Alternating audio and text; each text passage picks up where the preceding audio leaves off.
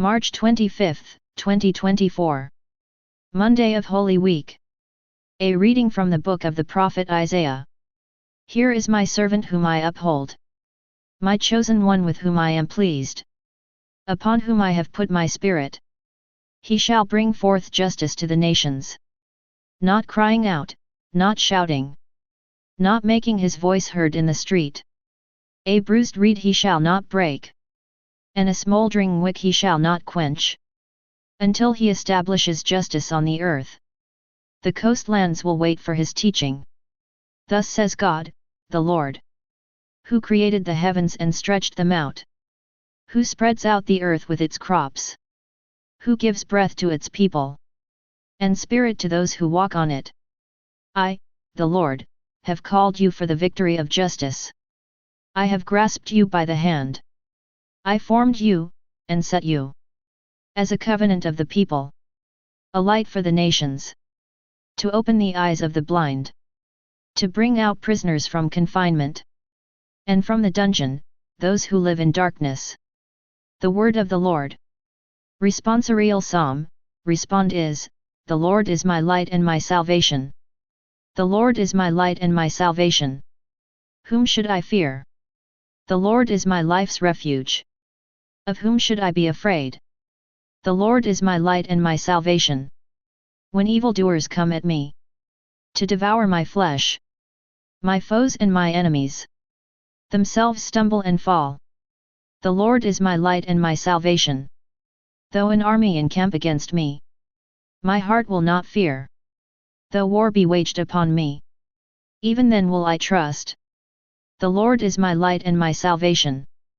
I believe that I shall see the bounty of the Lord in the land of the living. Wait for the Lord with courage. Be stout-hearted, and wait for the Lord. The Lord is my light and my salvation. Verse before the Gospel. Hail to you, our King! You alone are compassionate with our faults. A reading from the Holy Gospel according to St. John. 6 days before Passover Jesus came to Bethany, where Lazarus was, whom Jesus had raised from the dead. They gave a dinner for him there, and Martha served, while Lazarus was one of those reclining at table with him. Mary took a litter of costly perfumed oil, made from genuine aromatic nard, and anointed the feet of Jesus and dried them with her hair. The house was filled with the fragrance of the oil. Then Judas the Iscariot, one of his disciples, and the one who would betray him, said, "Why was this oil not sold for 300 days' wages, and given to the poor?" He said this not because he cared about the poor, but because he was a thief and held the money bag, and used to steal the contributions. So Jesus said, "Leave her alone. Let her keep this for the day of my burial. You always have the poor with you, but you do not always have me."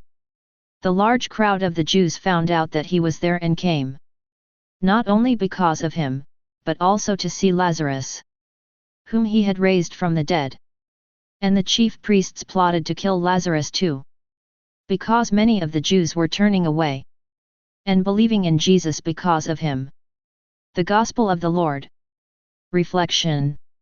We are at the beginning of Holy Week, during which we reflect on the final journey of Jesus. Most of the people Jesus encountered on that final journey were hostile to him. In today's first reading, God, speaking through the prophet Isaiah, identifies his servant as one who brings true justice to the nations, and in doing so does not break the crushed reed, nor quench the wavering flame. The early church recognized in Jesus the realization of this portrayal of God's servant. Jesus came to bring God's justice, the justice of the kingdom of God, to all nations.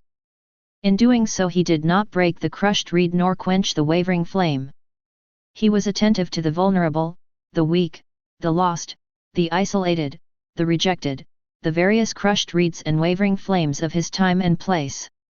The Lord is attentive to all of us now who feel vulnerable and weak, lost and isolated, as we struggle with the consequences of this virus.